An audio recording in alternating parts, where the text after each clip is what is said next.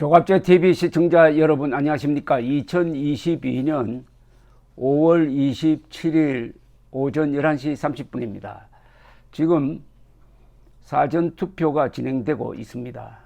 지난번 2018년 사전투표율보다 좀 높습니다. 내일 또 사전투표가 있습니다. 사전투표는 사전투표소에 가면은 주민등록증만 가지고 가면은 됩니다. 그리고 자신이 살고 있는 주민등록지가 아니라도 투표할 수가 있습니다. 저기 울릉도 사는 사람이 서울에 직장이 있어가지고 현재 서울에서 거주할 경우에는 울릉도에 갈 필요 없이 서울에서 사전투표를 하면 됩니다. 정말 편리한 제도입니다. 이 편리한 제도를 자꾸 부정선거의 온상이라든지 이런 식으로 험담하고 있고 거짓말하고 있는 사람들이 많은데 거기에 속으면 안 됩니다. 편한 투표를 하기 위해서 만든 제도입니다. 이게 또 보수 정권에서 만든 제도입니다. 사전투표에서 지면은 본투표에서도 진다고 봐야 합니다. 지난 3월 9일의 악몽을 잊었습니까? 그때는 그래도 윤석열 국민의힘이 사전투표를 독려를 해가지고 비교적 보수층도 사전투표를 많이 했습니다.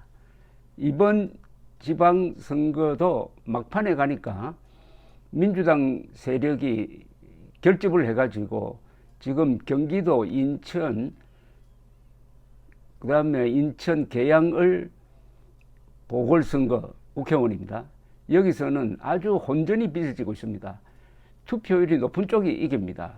그런데 사전투표 하지 말자는 운동은 결국 민주당 돕는 겁니다. 그게 제발 속지 말고 오늘 내일 편하게 사전투표 해 주시기 바랍니다. 대한민국은 선거라고 하면은 알아주는 나라입니다.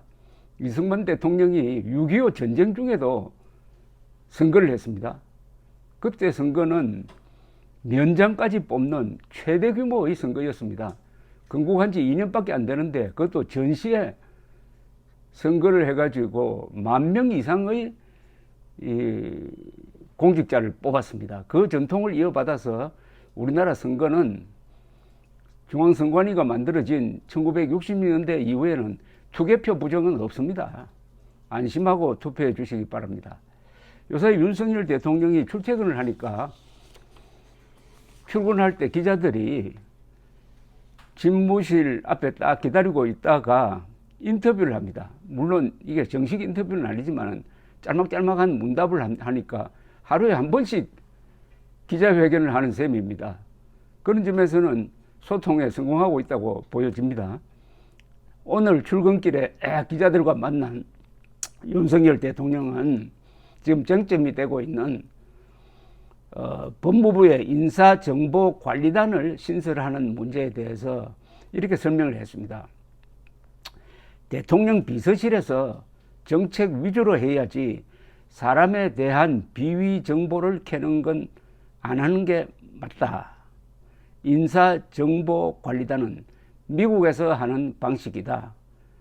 뒤를 캐는 거 있죠. 이런 건 안 해야 한다라고 했습니다. 그러면서 사정 컨트롤 타워나 공직자 비위 정보 이런 건 사정기관이 하는 것이고 대통령 비서실은 직접 안 하고 정보를 받아서 해야 한다고 했습니다. 그래서 민정수석실을 없앴다. 옛날처럼 특감반, 민정비서관실의 특별감찰반입니다. 특감반 같은 것을 안 하고 사정기관이 알아서 하는 것이다. 그래야 객관적으로 볼 수 있다. 자료가 축적될 수 있다. 그래서 미국 방식대로 하는 것이라고 강조를 했습니다.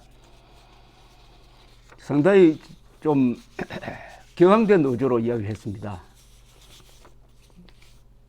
야당과 일부 언론에서 비판을 하는 데 대한 반응으로 보입니다.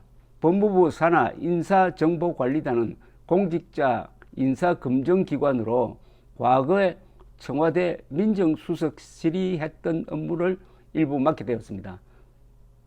윤석열 대통령 후보 시절에 공약했던 민정수석실 폐지를 하다가 보니까 민정수석실이 맡았던 고위직 인사 검증을 법무부가 맡게 되었다, 이런 이야기입니다. 더불어민주당은 모든 공직자 인사가 소통령인 한동훈 법무부 장관을 거쳐 검찰 손에 들어갈 것이다 라면서 반발하고 있습니다. 그리고 정부 조직법상 법무부 장관이 할 수 있는 사무를 벗어나 공직자 인사 검증 조직을 설치한 것 자체가 위법이라는 비판도 나오고 있습니다.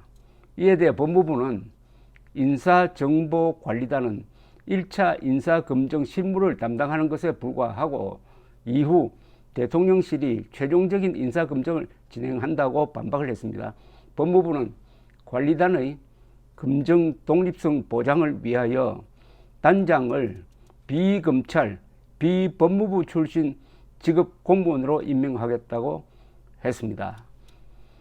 이 민정수석실이 과거에 보면은 가장 센 권력기관이었습니다. 주로 검사 출신이 민정수석을 맡았습니다. 자연스럽게 민정수석이 경찰과 검찰을 통제하다가 보니까 여기서 여러 가지 문제가 발생을 했는데 윤석열 대통령은 민정수석실을 없애버렸습니다.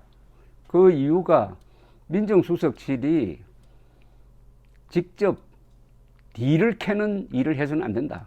적어도 청와대에서는 남의 약점을 잡는 일을 해서는 안 된다. 그런 정보를 받아보는 건 괜찮지만 직접 청와대가 나서가지고 누구를 조사하고 수사하는 것은 안 된다. 이런 점을 강조했는데 이 말은 상당히 설득력이 있습니다. 그러니까 청와대에서 수사한다 하면 얼마나 무리가 생기겠습니까?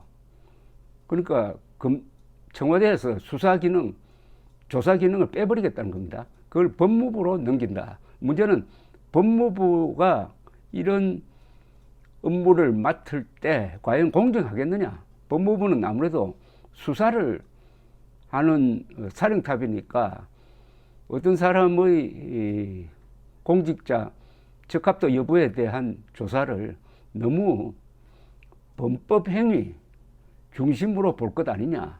어떤 사람이 가지고 있는 역량 중에서 그 형사사건적으로 볼 수 있는 점은 극히 일부죠. 다른 좋은 능력이 있지 않습니까? 그것까지 법무부가 과연 균형 있게 할 수 있느냐 하는 것은 별도로 논의가 돼야 됩니다. 그러나 윤석열 대통령의 오늘 설명은 꽤 설득력이 있고 이게 미국에서 그렇게 한다고 하니까 선진된 제도처럼 보입니다. 그러나 법무부가 이것을 맡았을 때 일어날 수 있는 부작용에 대한 보완은 필요하다는 생각이 듭니다. 감사합니다.